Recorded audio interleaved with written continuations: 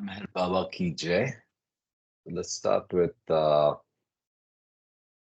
to love God. Over to you. Yeah. Avatar Meher Baba ki Jai.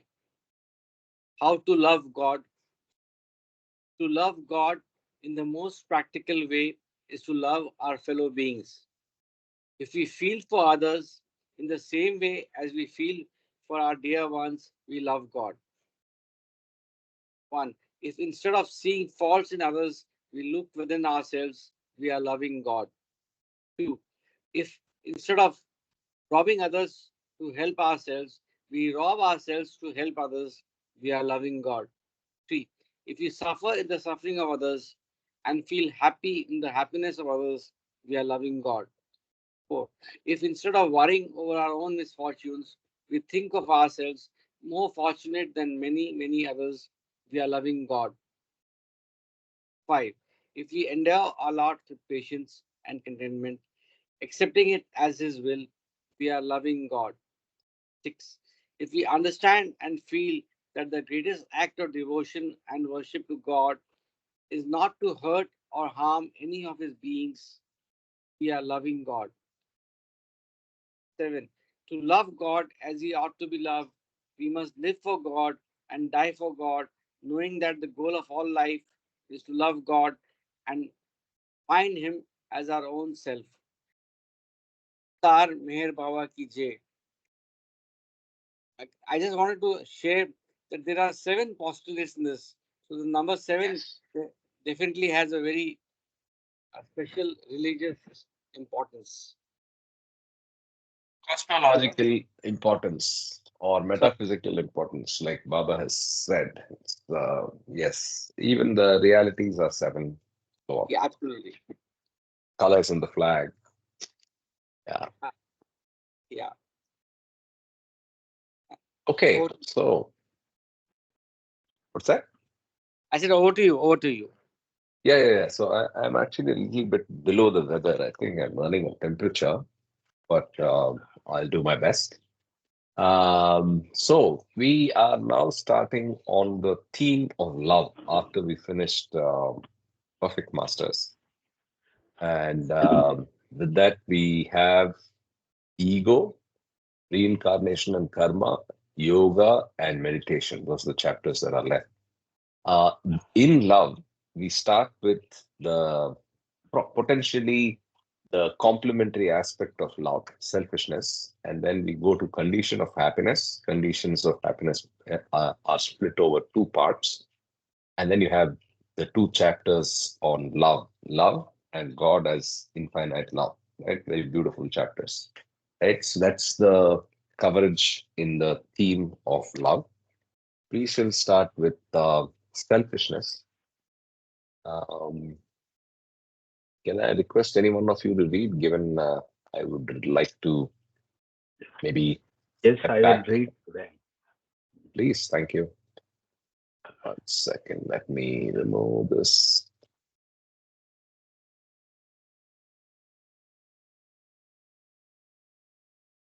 Yeah, Avatar Meher Avatar Baba Meher ki Baba jai. ki Jai. Selfishness. Selfishness comes into existence owing to the tendency of desires to find fulfillment in action and experience. It is born of fundamental ignorance about one's own true nature. The subsection is analysis of selfishness. Human consciousness is clouded by the accumulation of various types of impressions deposited by the long course of evolution of consciousness. These impressions express themselves as desires, and the range of operation of consciousness is strictly limited by these desires. The sanskaras are impressions, form an enclosure around the possible field of consciousness. The circle of constitutes constitutes that limited area in which alone the individual consciousness can be focused. Uh, I just want one thing to be read. I mean, I just wanted this line. Selfishness comes into existence owing to the tendency of desires to find fulfillment in action and experience. Is that the starting point of selfishness? So, desires finding Yeah. fulfillment in action and experience. So, that is that Yeah. Selfish. I alone? mean, Yeah, go ahead. let's take examples of selfishness. I think then that will make it clear. Okay. Selfishness. Yeah. Jay Baba, I think before you take examples, I think the root cause of selfishness is LAG, as I say, lust, anger, and greed.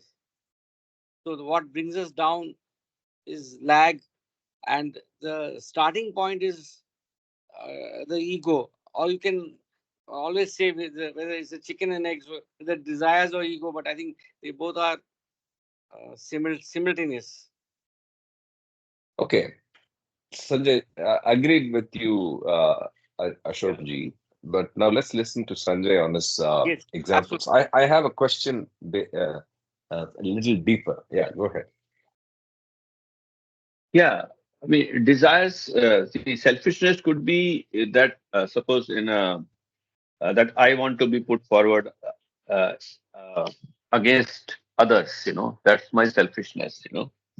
So why is that? Because we think that we are superior to others, or we are better than others, or we think that our interest is more paramount than the interest of the others.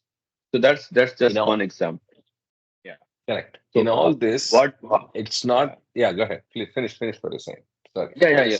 I mean, that's what that we separate ourselves from other when ego minds drive us that I want to be first than the rest. I want more money. I want the larger share of the pie. So these comes from the sanskaras, which ultimately uh, come out as desires. Yeah, that's what I just wanted. Perfect. Jai So I Baba, think Jai Baba. I am with your last line. Yeah. Come on, go ahead. So first of all, we have to understand what is desires. What does it signify in terms of this context? So any desire, like for example, even the desire for self-realization, as far as Baba is concerned, you should not have, because once you surrender to the master, then even that desire of self-realization, because the master knows what you need, and everybody knows the purpose of coming to earth is basically there is only one real desire, which again I quote: real happiness lies in making others happy. The only real desire is that which leads you to become perfect so as to make others become perfect. And the only real aim is that which aims you to help others become God by first attaining Godhood yourself. So if you use this as the context about what is the real desire, because there's only one real desire, which is okay, God realization. It's like saying if I have a headache, my desire is to get rid of the headache. So what is the spiritual headache we have is the ego. Divine love is around us all the time. The challenge we are having daily is how to dissolve the ego personality self, which manifests in different ways. One is selfishness, and the opposite is selflessness. That is also a desire. So you have to look at it from the bigger context. The selfishness is just one part. So of duality. So you have selfishness, selflessness, and beyond that is selfness. So Wow. even a desire to do good is a form of selfishness, in a better degree, you can say. That is my understanding. Jai Baba. I think very interesting inputs from all of you. All I would wanted all I wanted to point out was selfishness comes into existence owing to desires. Agreed, right? But then I think it's not just the existence of desires, but it is the association of false values to desires and false values to our nature of self, right? So it starts at desire, but then I would believe that a desire to help somebody is also rooted in in the same uh, fulfillment in action and experience. I would want to make something and distribute to the poor, right? Now, if my ego is dominant, that hey, I want to look good as the person making and giving it to people, then it's a problem. But at core, it's not the fulfillment in action and experience, but the true values and the nature of the values associated with it is what is more important. Is my humble input. Yeah. Well, another way of looking at it. Sorry, excuse me. Another way of looking at it is when you're looking at action. Here, fulfillment in action, we have two types: intelligent action and unintelligent action. So Mhm. selfishness is a form of unintelligent action, Correct. Correct. whereas in Correct. intelligent action, you are not Perfect. doing anything for the sake of something. So it's a semantic It's aspect selfless of to how you start with. want to interpret that action and experience, because action is of three kinds: action of thoughts, action of words, action of deeds. So we have three different aspects that also we need to look at when we are talking about action. Jai Baba. Correct. Correct. And in your gradation, it's selfishness, it's selflessness, and then the third one is selfness in all. So it's three words in the third step, according to Baba. So you move from selfishness to selflessness, then you see the uh, true nature of, I mean, you see yourself in everyone, right? So selfness in all. So that's the gradation. Anyway, just a point. Mamaji was saying something, and then or you or can or continue after. just like one more thing. In God as infinite love, Baba talks about lust is the lowest form of love in the gross sphere of existence. Correct. Then you Correct. transcend into longing in the subtle world of existence, and then surrender in the mental sphere. Mm. So that is the gradation, as you see that, like you said, selfishness, selflessness, and selfness, basically. Jai Baba. Um, Uh, yeah, yes. please, Mama, you were saying something, and then you can continue reading. Okay. Okay. Now I wanted to point out that selfishness is a basic thing in the evolutionary process. So what all we discussed now is the say at this stage of the human development and then the reincarnation process and trying to jump into the involution process. But basically, why selfishness? Selfishness is the basis of all evolution, and so in the process of evolution, it is a part of the game. So that has to be there, and then in the human say development, we realize this and give up this selfishness. That is the spiritual game as such. That's what I wanted to tell. Yeah, yeah, Perfect, good perfect, way of perfect. saying it. Perfect. Loved your You need analysis. correct. You Yeah. need the selfishness, or rather, it is existent, and then in the human form, you discover and let go of it. Yeah, Yes, please, yes, please yes. continue. Okay. With some of the desires, action is merely latent, but others can actually translate themselves into action. The capacity of a desire to find expression in conduct depends upon the intensity and the amount of sanskaras connected with it. To use a geometric metaphor, we might say that when a desire passes into action, it traverses a distance that is equal to radius of a circle, describing the boundary of the sanskaras connected with it. When a desire gathers sufficient strength, it projects itself into action in order to get fulfilled. The range of selfishness is equal to the range of desires. Owing to the hindrance of multifarious desires, it becomes impossible for the soul to find free and full expression of its true being, and life becomes self centered and narrow. The entire life of the personal ego is continually in the grip of wanting, that is, an attempt to seek fulfillment of desires through things that change and vanish. So the subsection is wanting ends in dissatisfaction. Wanting ends in dissatisfaction. But there can be no real fulfillment through transient things. The satisfaction derived from the fleeting things of life is not lasting, and the wants of man remain unfulfilled. There is thus a general sense of dissatisfaction accompanied by all kinds of worries. If I can pause Suddenly, you Baba there, says worries. Yes. yes, if I can pause you there, in the previous paragraph, the geometric analogy, right?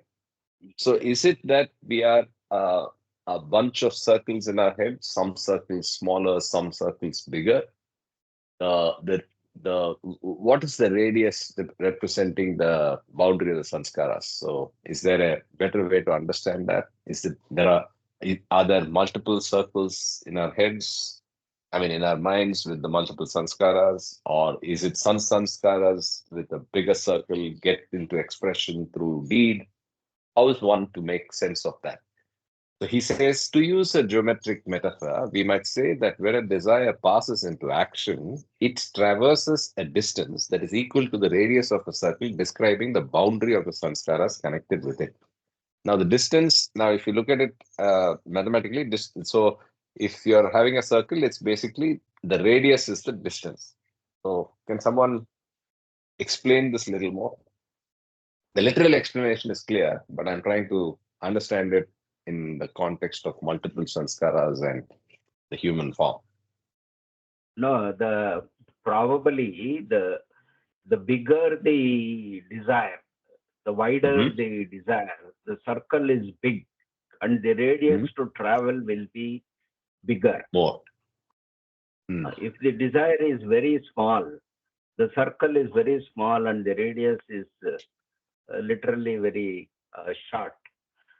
So that may be Mm. the idea of using this metaphor. Correct. Yeah. It's like a vector diagram. Remember we studied Okay. in. Correct. So Vectors. the Yes. higher the par, the it becomes a bigger circle. Bigger vector. Mm. That's what is Okay. the distance is being talked. Yeah. Okay. By the way, is there someone new who's joined? Meher Purnam. Welcome. Meher Poonam. Yeah. Welcome. Let's Okay. continue. We are after, yeah, the lust greed anger. Lust, greed, anger. The chief forms in which the frustrated ego finds expression are lust, greed, and anger. Lust is very much like greed in many respects, but it differs in the manner of its fulfillment, which is directly related to the gross sphere. Lust finds its expression through the medium of physical body and is concerned with the flesh. It is a form of entanglement with the gross sphere. There is an asterisk here. See Yeah, we'll get glossary to under that. the terms. Yeah, we'll get to Okay, that. We'll get to that. Yeah. We'll finish this chapter, then get to that. Yeah. okay. Lust finds its expression through the medium of the physical body and is concerned with the flesh. It is a form of entanglement with the gross sphere. Greed is a state of restlessness of the heart, and it consists mainly of craving for power and possessions. Possessions and power are sought for the fulfillment of desires. Man is only partially satisfied in this in his attempt to have the fulfillment of his desires. And this partial satisfaction fans and increases the flame of craving instead of extinguishing it. Thus, greed always finds an endless field of conquest and leaves the individual endlessly dissatisfied. The chief expressions of greed are related to the emotional part of man. It is a form of entanglement with a subtle sphere. So lust Can you? is more towards the flesh part, the where the experience is probably most important. Greed is more also mental in the sense that it is a craving, right? And two words he uses are Possession. power, Possession. power and possession. Yeah, power and possession. Yes. Anger is the fume of a irritated mind. It is caused by the thwarting of desires. It feeds the limited ego and is used for domination and aggression. It aims at removing the obstacles existing in the fulfillment of desires. The frenzy of anger nourishes egoism and conceit, and it is the greatest benefactor of the limited ego. Mind is the seat of anger, and its expressions are mostly through the activities of mind. Anger is a form of entanglement with the mental sphere. Lust, greed, and anger respectively have body, heart, and mind as their vehicle of expression. Okay. As So greed Rama is had more not described earlier, yes, correct. So greed is heart, uh, anger is mind, and it's basically mind is the seat of anger. Yeah. So lust, anger, greed, vicious vicious. circle. Vicious circle. Man experiences disappointment through lust, greed, and anger, and the frustrated ego, in its turn, seeks further gratification through lust, greed, and anger. Consciousness is thus caught up in a vicious circle of endless disappointment. Disappointment comes into existence when either lust, greed, or anger is thwarted in its expression. It is thus a general reaction of gross, subtle, and mental entanglements. It is a depression caused by the non fulfillment of lust, greed, and anger, which together are coexistive with selfishness. Selfishness, which is the common basis of these three ingredient vices, is thus the ultimate cause of disappointment and worries. It defeats itself. It seeks fulfillment through desires, but succeeds only in arriving at unending dissatisfaction. It reaches. I mean, it arrives into unending dissatisfaction because we replace lower desires with higher desires, right? So a desire is not in its fulfillment, it's automatically replaces itself with another desire, right? So uh, a, a car as an object of desire is good for a few weeks, and after that you're already looking for the next car. A house or whatever, right? A job, money is only a temporary sense of possession and achievement, after which you already reset and look at the next big one in the era of selfishness and wrong association with false values. Yes, that's why it's always said that even though you may always say that I have only this desire, and if I get this, I will be satisfied. So that never happens. So that's why they say give up all desires.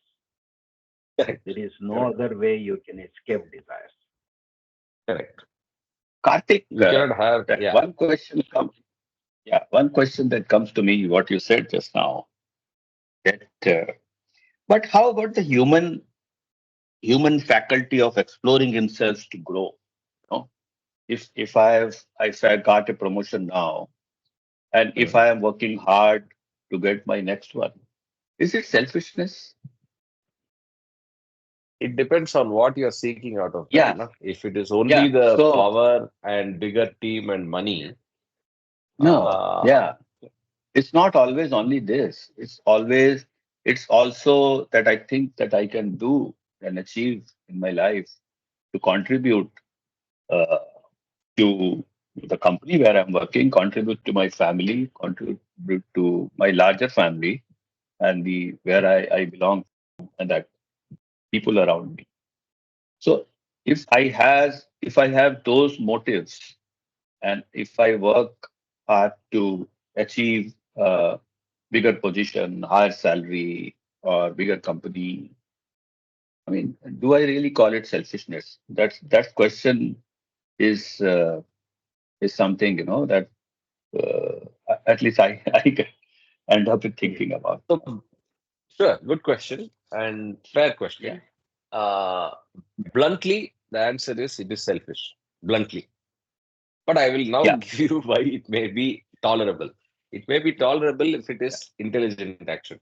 But then that needs a lot of sophistication on your thinking and association with that desire, right? You're thinking of the promotion as an aspirational step in your journey should be linked only with a larger goal and not to massage your ego.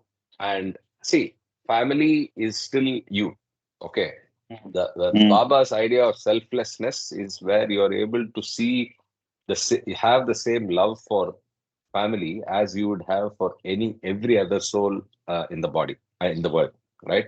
So that's selflessness. I don't think a lot of yeah, us yeah. have, But right? So then I let everybody yeah. pass over me. Right? Where is So the what? competition part? No, so Yeah. from a Jivatma's perspective, so what? So if somebody passed you over, somebody didn't make you a deserving promotion was skipped for you. So what? Mm. What did you lose? You lost money. So what? So if you look at it that way, I think very bluntly speaking, any desire would end up being harmful than positive. Only cases where it can be tolerated or allowed is where you are so clear in your thinking as to the as to why that motivation exists. Why are you motivated by that promotion? Why are you motivated by that money? The result should be a larger good and not linked to your ego, which is very tough. So in that sense, I'm bluntly saying no, it's not. Others, anybody, Mhm. please jump in. It's a very good question. It will appear in all our minds. Yeah, No, yeah. I So didn't if agree. if I am doing my best to achieve, not of course there has to be a goal, but I don't have to be attached to that goal. Unless that happened, I stay frustrated. All that. I stay still happy, still keep happy, believe in Baba or God, whoever you love. Still do your best and leave results to Him.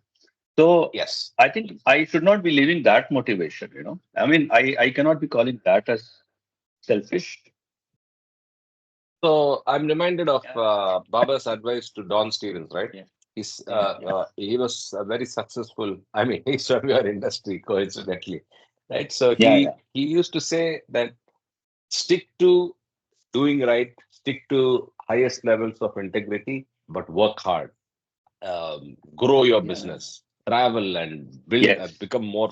Right? He used to say that, right, to him.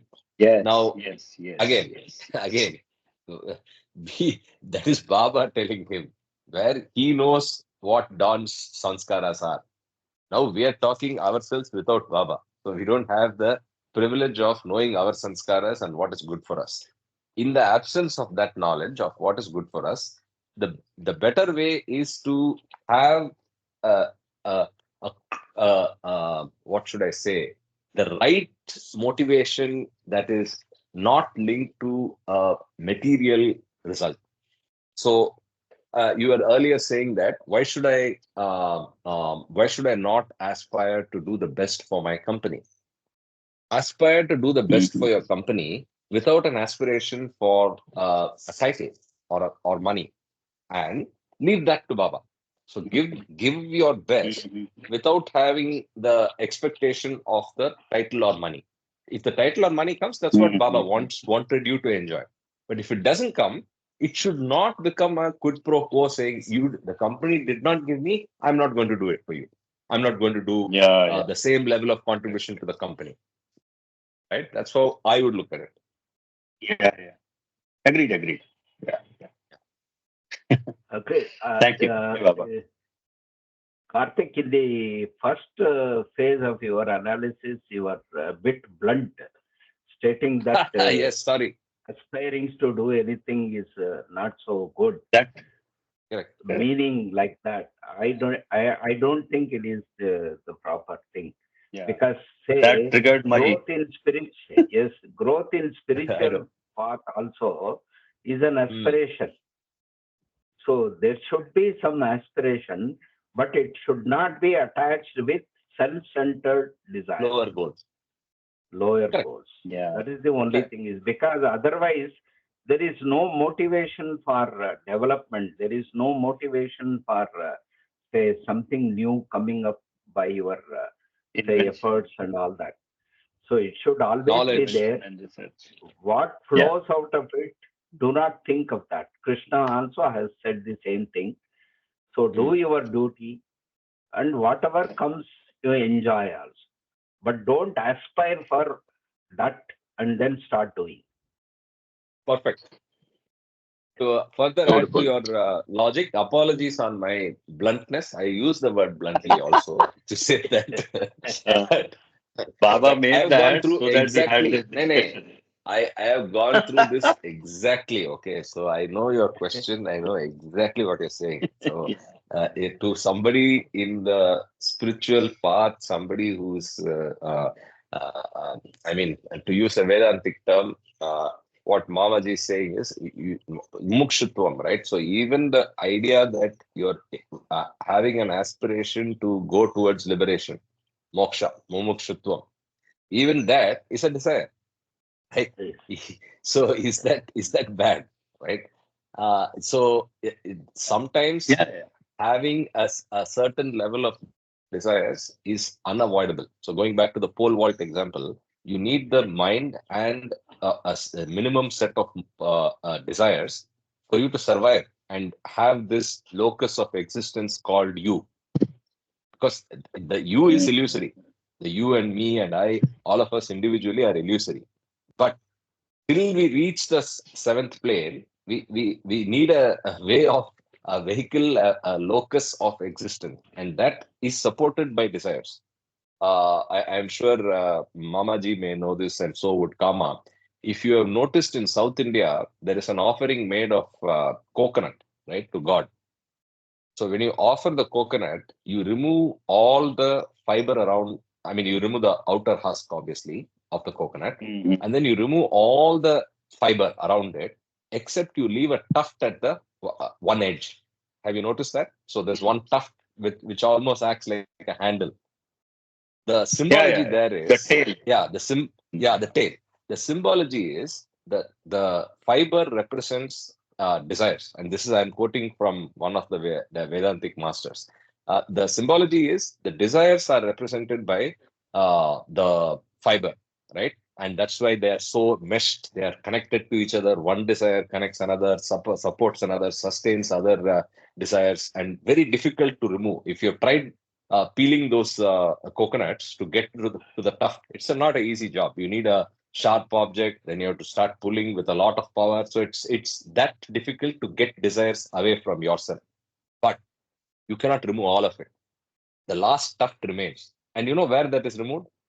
Again, symbologically speaking, when you offer it to a temple, the priest, just before breaking the coconut to to reach liberation, again symbologically, that's what it is. He removes the tuft and then breaks it, resulting in the kernel of coconut and the water, which is whatever liberation, whatever. Baba gives a different symbology for this description for this, but I'm speaking the Vedantic description. So the tuft is you need some desires for sure.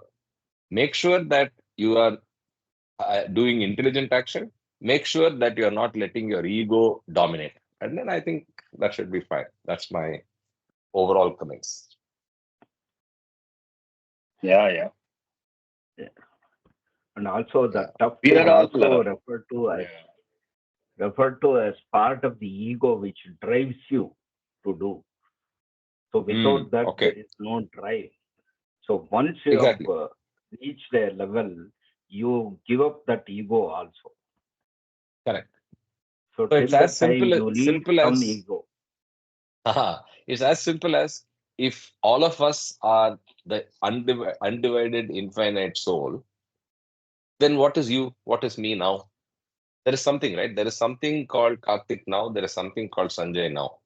That existence has to be sustained because that existence has not reached merging with infinite today. Till that existence merges with the infinite, it needs a small set of desires to basically sustain the body, sustain the the mind, and learn, join MBA class and learn more, discuss good things, join Sahavas, and so on and so forth, right? So that's another way of looking at it. But beautiful Yes, discussion overall. Yeah, yeah. yes. Yeah. Ba- Basically, as So, aspirants and learners, we are bound to have these questions that come up in our minds, Mm. and they are, And I think, very especially, beneficial, very beneficial, well, very correct. essential. That clutter. Ultimately, we need to throw away that clutter or do our mental housekeeping. So, as we said yesterday, Yesterday's stuff. so yeah, yeah. Jai Baba. Yeah, yeah, very, very true. And the problem with questions like these questions you cannot talk in a, diverse group of aspirant and non-aspirant. These are the sophistication and maturity with this, with the way this group discuss this, will be seen very unusually when you see in a disparate or a diverse group where there are Yeah, non-aspirants and material people, right? So what are you guys talking about, right? yeah, So in that sense, yeah. these are good and important questions that we take up. That's the whole idea of Sahavas, right? We learn yes. from each other. Yes, please.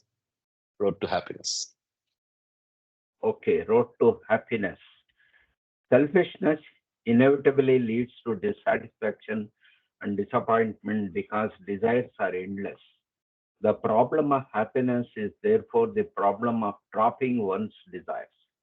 Desires, however, cannot be effectively overcome through mechanical repression. They can be annihilated only through knowledge. If you dive deep in the realms of thought and think seriously for just a few minutes, you will realize the emptiness of desires. Think of what you have enjoyed all these years and what you have suffered. All that you have enjoyed through life is today nil. All that you have suffered through life is also nothing in the present. All was illusory. So, but usually we forget about the happiness and then linger Yes. on the difficulties that we have gone through. That's the Also, normal the tendency. the correct. Also, the happiness is transient because we believe that when you reach a certain level of happiness, you're already aspiring for something that's the next level of happiness, which you think is more bigger and hence more memorable, more important than this. So this is flushed away. Whereas Yes, suffering, each suffering we retain, and relationships, people, anger, we retain much longer than happy memories, yes, right? yes, That's yes, mental makeup of humans. yes. It is your right to be happy, and yet you create your own unhappiness by wanting things. Wanting is the source of perpetual restlessness. If you do not get the thing you want, you are disappointed. And if you get it, you want more and more of it and become unhappy. Say, I do not want anything and be happy. The continuous realization of the futility of wants will eventually lead you to knowledge. This self knowledge will give you the freedom from wants that leads to the road to abiding happiness. So again, Vedantically, Jnaneva Satyam. And very rarely do you see Baba capitalizing the word knowledge, right? All right. Very rarely. So in the last two paragraphs, we've seen it twice. They can be annihilated through knowledge. And here, uh, the continuous realization of the futility of wants will eventually lead you to big K knowledge. So yeah. So in Vedanta, there is a dictum, na? Jnana eva sarvam, right? Jnana eva satyam. So with true knowledge, you conquer. You conquer everything. Only with the in that sense, Baba says true values, right? Knowledge is nothing but the recognition of true values, after which we deal with the world the way we should. And in the Vedantic way, it is supposed to represent that the jnana is the one that uncovers the mirror, the sanskaras, and then you move on, right? Anyway, let's not confuse ourselves. Too many analogies. Renunciation of wants. Wants should be carefully distinguished from needs. So this is a big question, and then how we understand this is always quite difficult. Wants should be carefully distinguished from needs. Pride and anger, greed and lust are all different from needs. Pride and anger, greed and lust are all different from needs. You might think I need all that I want, but this is a mistake. If you are thirsty in a desert, what you need is good water, not lemonade. As long as one has a body, there will be some needs, and it is necessary to meet those needs. But wants are an outcome of infatuated imagination. They must be scrupulously killed if there is to be any happiness. As the very being of selfishness consists of desires, renunciation of wants becomes a process of death. It's a very difficult sentence to understand. As the very being of selfishness consists of desires, renunciation of wants becomes a process of death. Dying in the ordinary sense means parting with the physical body, but dying in the real sense means renunciation of low desires. The priests prepare people for false death by painting gloomy pictures of hell and heaven, but their death is illusory as life is one unbroken continuity. The real death consists of the cessation of desires, and it comes by gradual stages. Any inputs on this paragraph? It was quite a dense Yeah, correct. paragraph. Yes. Yes. Yes. Jay Baba, Yeah, sure. Too. I'm reminded to the supplement 19 in God Speaks, real Yeah, death and real birth. Because I think ultimately it's the renunciation of all desires and merging God realization. That is what is the real death. And the death in betweens are just the body changing the costume, the soul correct. But changing the then, costume.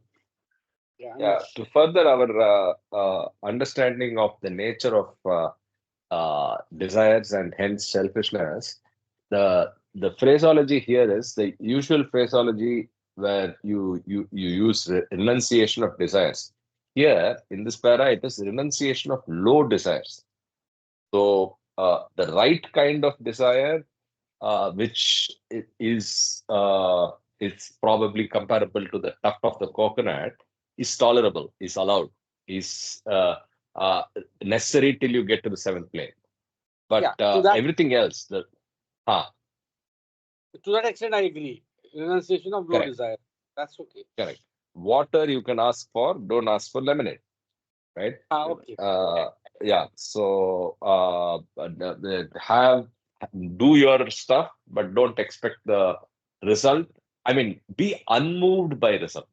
It's not, see, what is not expecting a result? Not expecting a result in a business context is very difficult to comprehend. So, should I go to a negotiation and not look for an outcome? Of course, I should look for an outcome, but be unmoved by the nature of the outcome, whether we get it or not get it, whether we get the bonus or not get the bonus, right? Be in the state of poise, or be in the state of non disappointment or non euphoria. When I get it, I should not Yeah, get a high. Oh, I am the best performer.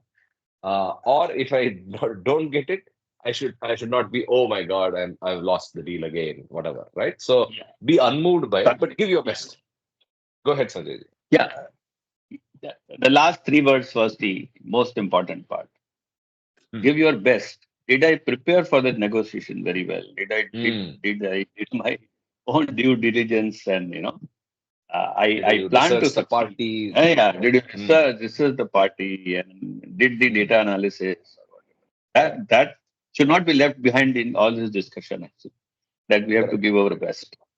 Yeah, Correct. and then ready to receive any result, accept any Outcome. result. Yeah, yep. Correct. Yeah. Correct. Very well.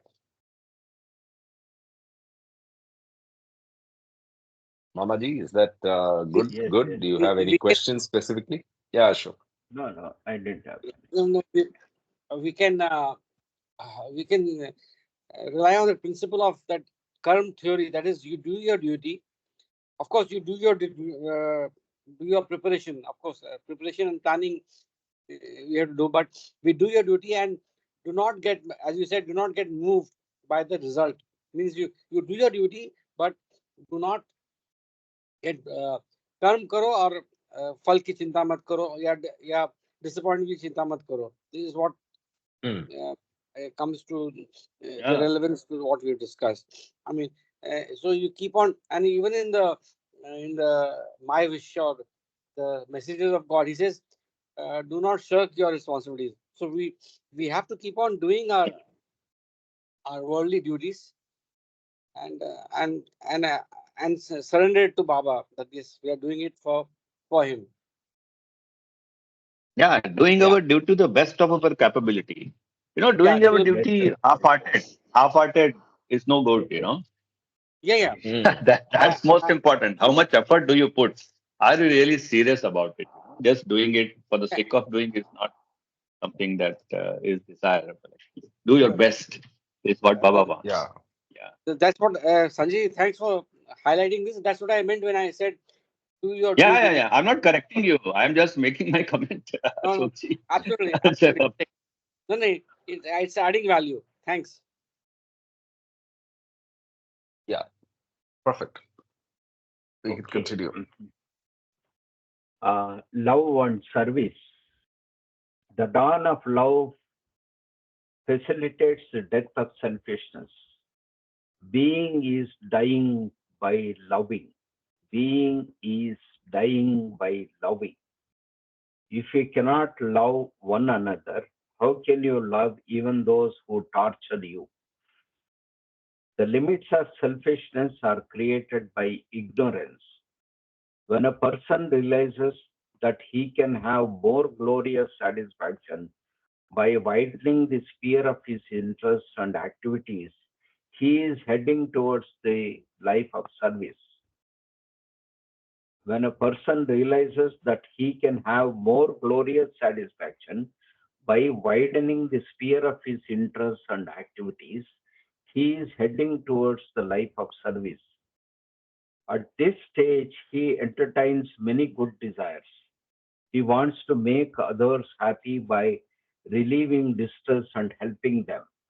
And through even in such good desires, there is often an indirect and latent reference to self.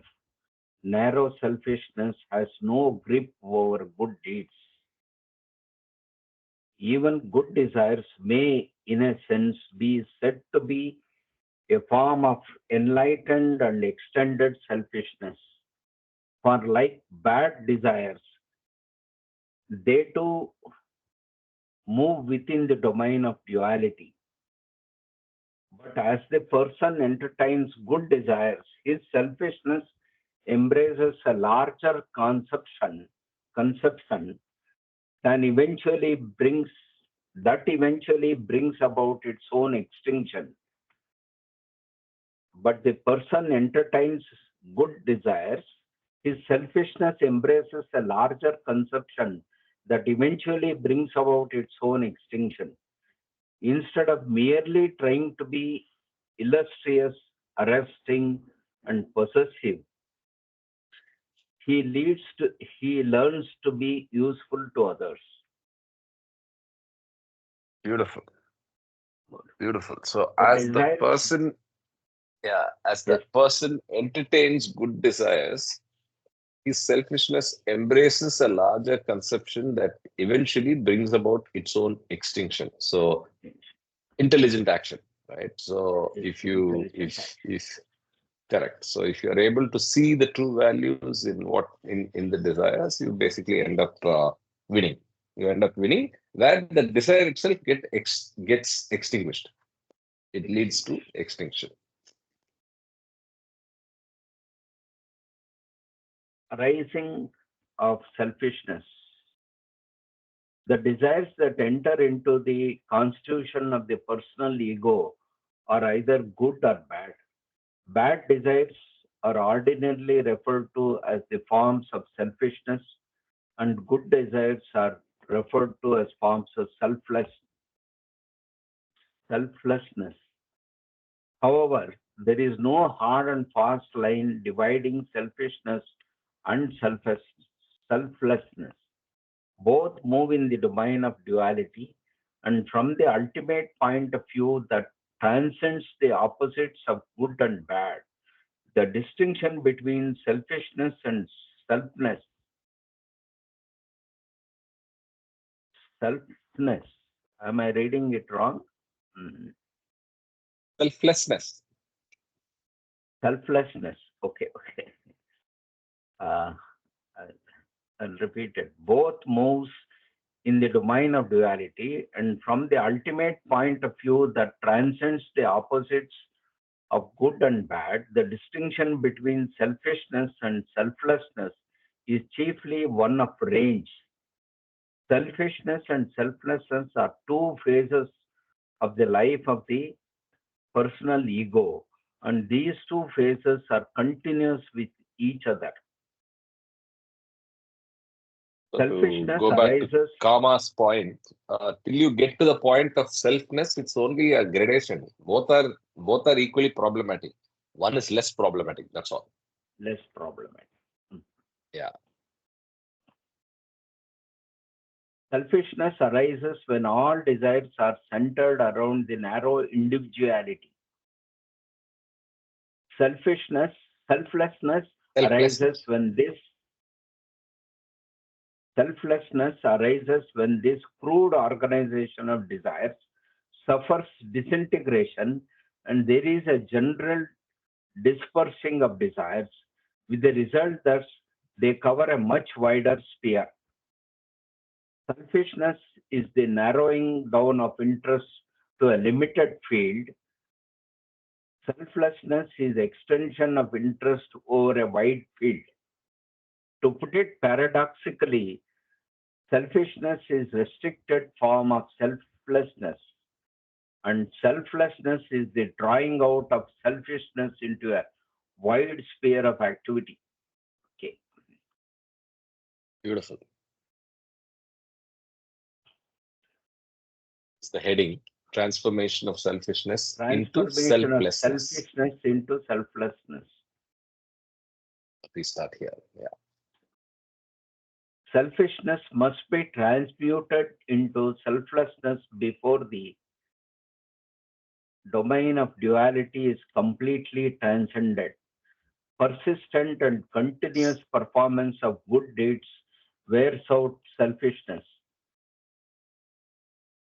Selfishness extends and expresses in the form of good deeds, becomes the instrument of its own destruction. The good is the main link between selfishness, thriving, and dying. Selfishness, which in the beginning is the father of evil tendencies, becomes through good deeds the hero of its own defeat. When the evil tendencies are completely replaced by good tendencies, selfishness is transformed into selflessness. That is, individual selfishness loses itself in universal interest. Though this selfless and good life is also bound by opposites, goodness is a necessary step towards freedom from the opposites. Goodness is the means by which the soul annihilates its own ignorance. So, can we take an example of how the scope of operation of a desire can go from selfishness to selflessness? Yes, Let's take a desire and then see when can it become selfless. Anybody? yes. No, So let's I had say, an I mean, you, yeah, yeah. go ahead. It's Go ahead, like, Sanjay. you may start with a selfish motive that I'll become Correct. famous. People will respect me. I'll get some kind of the aura around me. He's such a nice guy. He's helping and all. But there could be some instances on the path that would come that will, move yourself to a deeper meaning in doing all this. And then you will start maybe shunning those things, in a longer run. You may start with that, doing good with some motive. It's not a motive. It may be a very ulterior or gross motive of earning money, swindling Low. money, Mm. all that kinds of things. That NGOs, many of the NGOs that they do, or it could be a motive that I become, famous within my family, friends, and they know me as somebody noble. That's even lesser, I mean, which is better than the first one. And then ultimately, there could be a situation that you really get into falling in love with those people whom you are serving, and your ego dissolving into it. You're just doing it just to help them, without expecting any rewards from them. So I think that's what it's a journey actually. It's just cannot. It's not either or. Yes. And even in those periods, you will have some periods that your ego just suddenly comes out of nowhere, and then I've seen Baba lovers who have lived their whole life into Baba, and sometimes they get with a small incident so hurt, and their ego comes out from somewhere which is so hidden. Otherwise, they are so lovely and um, as Yeah. if so it's like that. It's always there, but it's just how much of the bad part is getting dissolved, and that's a very long process actually.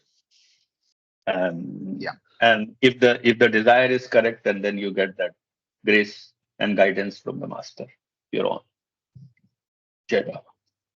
Yeah, Bob.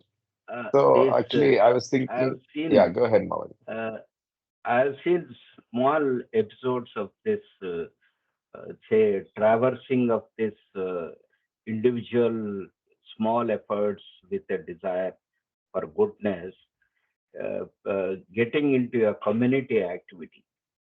Say Perfect. somebody starts cleaning his own area, and then his effort, as an example, induces some other people to do the same thing in the community or a flat area or a road ahead, and then thus becomes a movement when we say we clean our say surroundings and all that. So this is a sort of movement that starts in one mind, one soul, and then as he leaves his own self-interest, then becomes it is a selfless service for the community, for everyone. So this is a sort of an example that I thought of for this paragraph. Eva. Super. I was thinking of a scientist, right? A scientist is initially in the early part of his career, he's worried about material results, right? So he has his degree, he has worked hard for his education, wants money, right? So he's working, struggling, and selfishly working towards doing something. But as he realizes that probably even gets spiritual or whatever, he hypothetically he could start being motivated by a larger good of just creating a medicine for something, and then he does that. Now there he is using his skills for a larger good, but it started from a very basic instinct of trying to make more money, right? So he started, probably the first few inventions were very selfish, but then he realizes that of course there is the ego of, oh, leaving behind a legacy, getting a patent, getting recognition for that medicine because it's applicable to everybody. Minus that if he's spiritual, then obviously that's a selfless larger goal rather than a selfish goal, right? So we saw the best and the worst come out during Corona, right? So a lot of people came out and did selfless acts, often at risk to themselves, as corporations, as individuals, as communities, which was unexpected from them, the selflessness, right?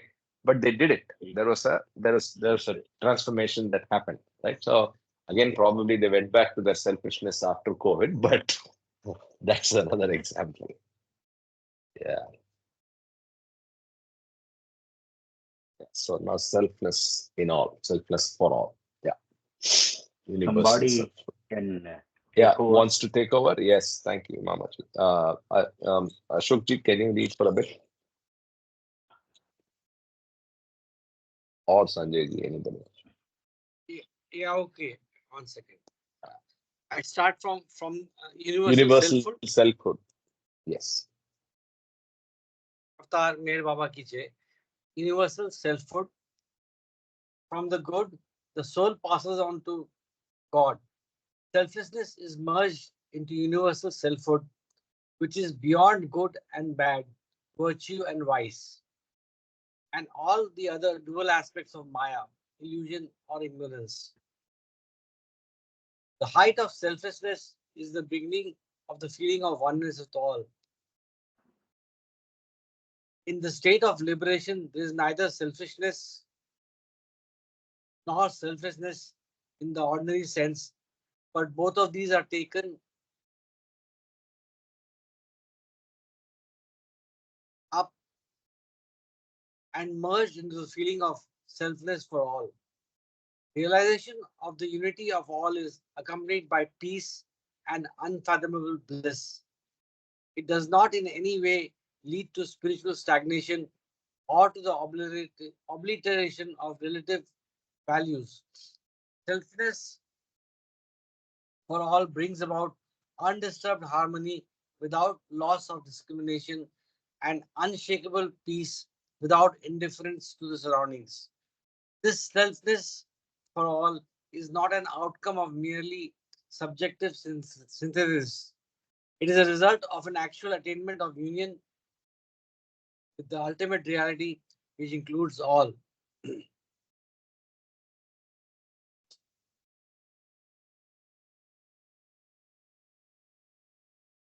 Union with ultimate reality, the subtopic. Open your heart by weeding out all desires and by harboring only one longing, the longing for union with the ultimate reality. The ultimate reality is not to be sought in the changing things of the external environment, but in one's own being. Every time your soul intends to enter your human heart, it finds the door locked and inside too full of desires. Do not keep the doors of your hearts closed. Everywhere there is a source of abiding bliss, and yet all are miserable because of desires born of ignorance. The goal of lasting happiness shines forth fully only when the limited ego, with all its desires, finds its complete and final extinction. Spirituality, a positive attitude toward life, the subtopic. Renunciation of desires does not mean asceticism or a merely negative attitude of life. Any such negation of life would make man inhuman. Divinity is not devoid of humanity. Spirituality must make man more human. It is a positive attitude of realizing all that is good, noble, and beautiful in man. It also contributes to all that is gracious and lovely in the environment. Spirituality does not require the external renunciation of worldly activities or the avoiding of duties and responsibilities. It only requires that while performing the worldly activities or discharging the responsibilities arising from the specific place and position of the individual, the inner spirit should remain free from the burden of. Can you just raise it a bit, Karthik? Of desires. I take a pause here. If there are any comments, observations. Continuing. Perfection consists in remaining free from the entanglements of duality. No, in the previous paragraphs, one idea which was not very clear to me earlier, say we say good and bad, then things like that, all opposites. And of this, we are taught to do the good, not the bad. When I used to have this say dialogue in me, when both are illusory and both are not necessary, why should we do only good and not bad? So the answer for that is clearly mentioned in the earlier paragraph which I read. So the good leads to towards spirituality, but the bad never leads you towards spirituality.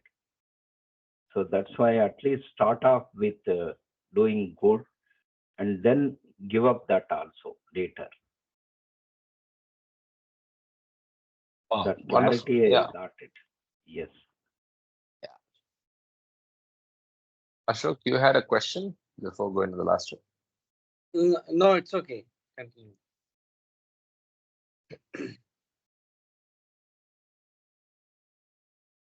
Perfection consists in remaining free from the entanglements of duality. Such freedom from entanglements is the most essential requirement of unhindered creativity. But this freedom cannot be attained by running away from life for the fear of entanglement. This would mean denial of life. Perfection does not consist in shrinking from the dual expressions of nature. The attempt to escape from entanglement implies fear of life. Spirituality consists in meeting life adequately and fully without being overpowered by the opposites. It must assert its dominion over all illusions, however attractive or powerful. Without avoiding contact with the different forms of life, a perfect one functions with complete detachment in the midst of intense activity. Quite Wow. powerful. It's very powerful. Yes. Okay, so we'll just read the subtitles which we should have read before we started for selfishness. So, analysis of selfishness. Wanting ends in dissatisfaction. We saw that with examples. Then lust, greed, and anger. So, lust is of the body, greed, Baba says, is of the heart, and anger is of the mind, right? Mind. And then we have the vicious circle, that is vicious circle of desires replaced by other desires. Then there is the road to happiness, renunciation of wants, and that's where the water and the lemonade analogy is made. Then you have love and service, arising of selfishness, and then you from arising of selfishness you go to transformation of selfishness into selflessness. Finally, the selfless for all is described in the subheading universal selfhood. Union with the ultimate reality is self realization. And then finally, spirituality, a positive attitude towards life, where he talks about how the perfect one is dealing with all that is happening in the world as well as all that is, and yet being unmoved by it. Right? That's the I think that's described in the last chapter. So now we have a choice. We can wrap up a few minutes early, or we can take up conditions of happiness. Either way is fine with me. Mamaji, the answer to a question was there in the titles. The word Yes, yes. vicious. See, the bad will keep on entangling you. There is no end to it, like lust, greed, Yes, you know, yes. Correct. there'll never be an end. And of course, for good also, this may be true, but those I think is less binding. Less Loose, by. loosely wound, and very tightly wound. I think you can take it like that. Yeah, Baba. Yes. Good No, without so, but ego doesn't bind mm, you.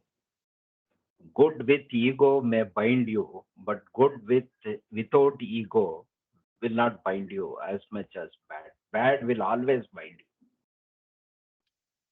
And bind you tightly. uh, no, you. arguably Uh, again, uh, bad without ego. So then the question is, what is bad, right? no, no, no. So if I you go didn't to say the bad without ego. examples, Bad is always full of ego, mm, but mm, bad will never be without, say, binding. It is always totally binding. But good can correct, be correct. non-binding to an extent if it is not attached with so powerful ego.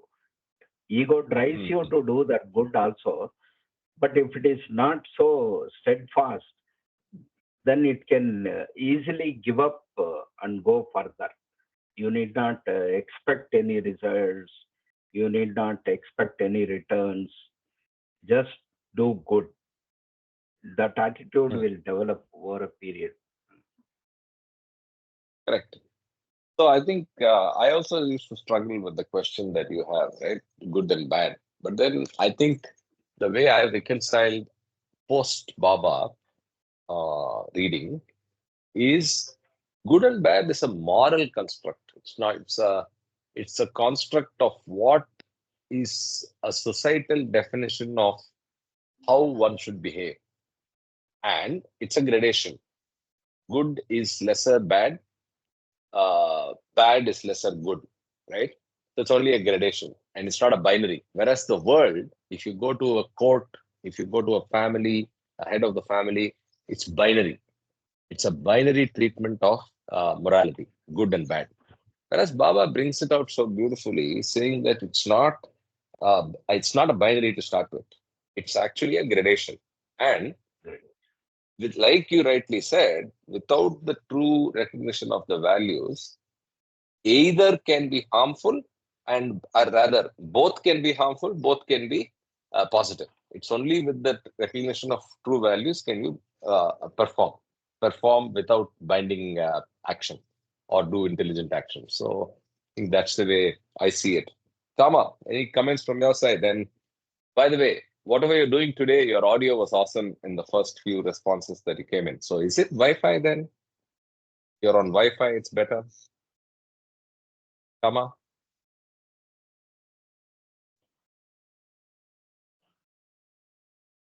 Yeah. Come on. Maybe he's not around. We had some guests. Now it's I think the not. person's left. Yeah, whoever it was. It said Meher Poonam. I don't know. Maybe it was. I don't know.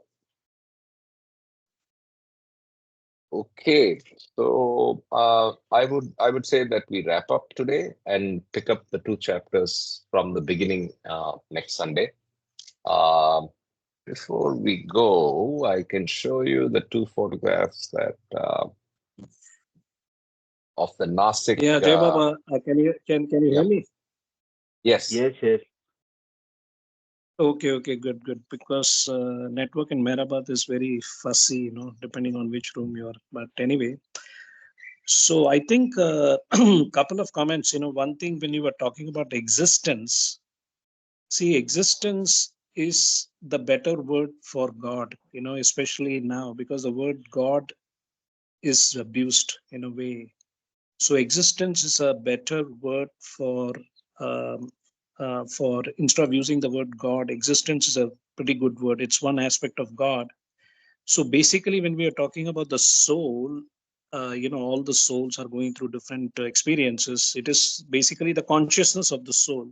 We have to remember that the soul, Yes. capital self, and spirit are one. They are just different terminologies based on the context.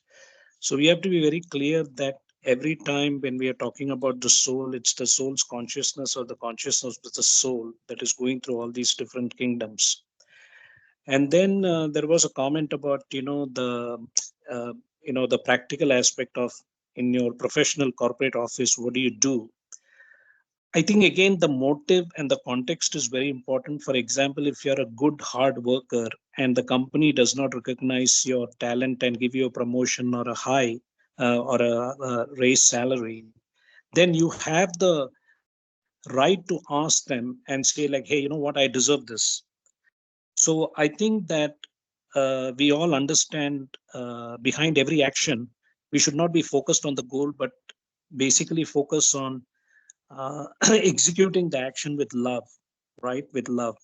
So I think there are two parts to it, right? One is the material life and one is the spiritual life. So if I tell myself I want to be financially secure by the age of 40, it's a form of desire. But that desire behind that desire is a motive where I'm saying I don't want to work for anybody after 40. I want to make enough money so that I can focus on my spiritual life. So that is a good form of desire as long as you understand what is the ultimate objective is. So it is very contextual. So there is nothing wrong in saying that I want to be selfish in getting, being financially secure early in life, as long as we understand what are the long term goals. So that is one aspect I thought, And then the renunciation of desires. There is one beautiful quote in Discourses where Baba says, the tree of desire has two kinds of fruits. One is sweet, called pleasure, and one is bitter, which is pain. So he said that if you want to experience the tree of desire, any desire, you have to be ready to accept both pain and pleasure. So that is one aspect of desire which we know is that it's part of the duality, that you have to experience both pain and pleasure with any kind of desire, whether it has to do with your family, with your personal life, with your professional life, with your spiritual life, with your material life. Because technically, even in spiritual life, saying that I want to see Baba, I want to unite with him, as long as we understand it's because of our ego, which is what is preventing us from doing all this. So selfishness is a very big word, one of the aspects of ego. For me, there are only two things. One is love and ego. So we are basically want to experience that pure love, divine love, which is already existent. What is preventing is our ego, and the ego is because of sanskaras, and sanskaras is because of evolution. Simple as that. Jai Baba. Thank you. Very, very good summarization. I will just open up those two beautiful photographs of Nasik, which might bring back any memories for others.